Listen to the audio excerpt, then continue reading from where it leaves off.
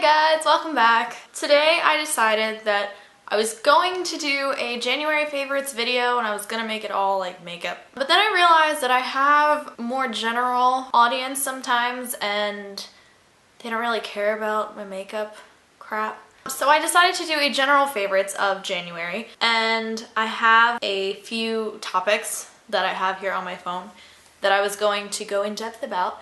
First thing on the list, favorite albums / music of this month. I have like a playlist labeled January 2013, so I'm kind of keeping track of what songs I listen to in each month now, whereas before I kind of just like threw them on my iPod and it was like whatever. This month I've really been into like weird separate genres. They're different entities, but I still have been listening to them together, kind of. The first entity is indie folk kind of stuff, and that includes Lord Huron and Blind Pilot. Lord Huron I like To the Ends of the Earth or The End of the Earth or something like that. And Blind Pilot, 3 Rounds and a Sound. Those two songs I have been listening to non-stop during the month of January. They're both very, I want to say Mumford & Sons-y, but they're not as folky. Along with that, kind of in the indie category, would definitely be Young the Giant. I have been listening to their self-titled album for pretty much all of January. Yeah, it's pretty bad. There's not just one song. There's a few songs that I've been listening to more than the others, but that entire album is just golden. I love it. Kind of not in that category. I don't know where this came from. It reminds me of Lay Your Cards Out by Policia. I don't even know if I'm saying these names right. I am so sorry if I'm not. That song was in Royal Pains, and I just love the song so much I googled it and I had to have it. This band is very reminiscent of that, and a little bit of Florence and the Machine, so if you like Florence's voice, definitely check them out. It's MS-MR. I think it's Mister. I don't know how to explain it. It's like jivey techno, but not even techno. I'm really bad at explaining music, but it's really good. Hurricane and Dark Doo Wop, I think it's called. Those two songs by them. Perfect. Next category, favorite app this month. Definitely BattleFriends. It's kind of like all those word games that you play with your friends, like Razzle, Words with Friends, Hanging with Friends, all that, but Battleship. It's good for people that don't know how to spell or people that get stumped by letters. I'm just really good at BattleFriends, okay? I'm good at guessing where things are strategically. I don't think there's a Facebook app for it, so sorry about that. Another one is Phewtick. It started in Japan. The reasoning behind that name is it's supposed to be annoying like a fly, like Phewtick.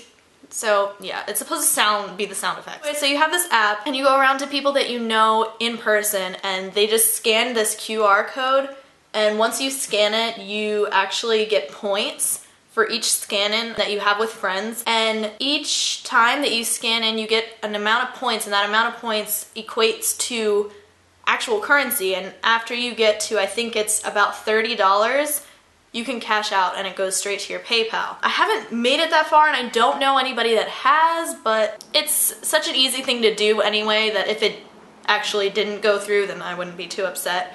Right now I have $4.92, so I'm not really that close to it, but one day I'll get there.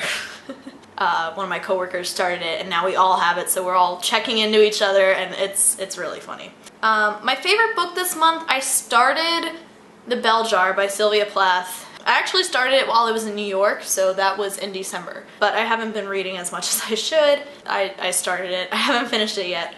However, in between classes, I stopped at the bookstore and I had an hour, so I was just kind of chilling there. And I started reading The World According to Mr. Rogers. It was a kid's show. If you don't remember Mr. Rogers, he was the lovable sweater guy. He always had really great sweaters. And I read the book in that hour. It was just a collection of quotes, but honestly, that guy was like the Rafiki of the human world. Some of the things that he said, it's stuff that you think, but you don't necessarily know how to form in words and express. My favorite food / snack this month, roasted red pepper hummus. I don't know if it's just hummus or if it's the roasted red pepper, but the both of them together, so good. My favorite makeup item this month was definitely the Wet n Wild palette that I picked up on a whim. I've never tried Wet n Wild before. but I did. It lives up to the hype. They're very pigmented and creamy and buttery. It almost rivals the Balm's Nude palette in texture and consistency.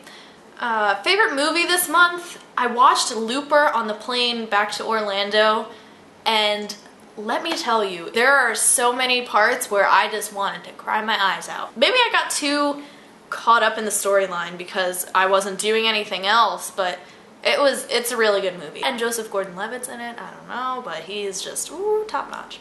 I would put it on kind of almost the same lines of Inception, except it's less confusing. Like, Inception was very open-ended. It wasn't as thought-provoking as Inception, but it still was a very well thought out storyline, I thought. My favorite nail polish has been Essie's Shine of the Times. I will put this top coat on anything. It is so holographic and pretty. It looks good on black nails, it looks good on white nails, it looks good on any color in between, and it just makes it so shimmery and elegant and pretty. I don't know. I'm wearing it right now actually over white, and it kind of reminds me of icicles. Last topic, favorite TV show this month. I have 3, so just prepare thyself. I have 3. First of all, Ben and Kate. I've been keeping up with it.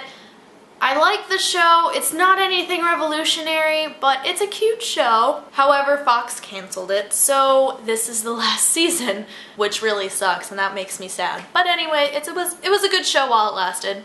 The last episode of 30 Rock aired last Thursday. That makes me really sad because that's a good show too. Liz Lemon will live forever in my heart.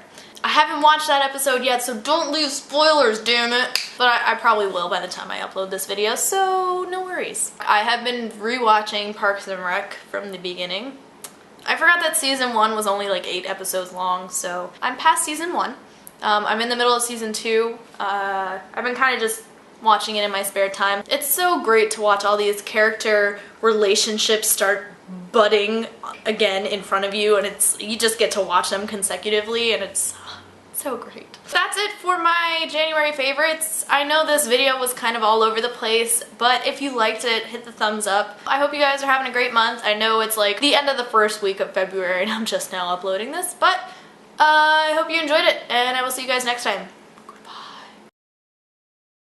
And little shit, what's her face? Somebody's calling me. I'm gonna ignore that. They can talk to my voicemail.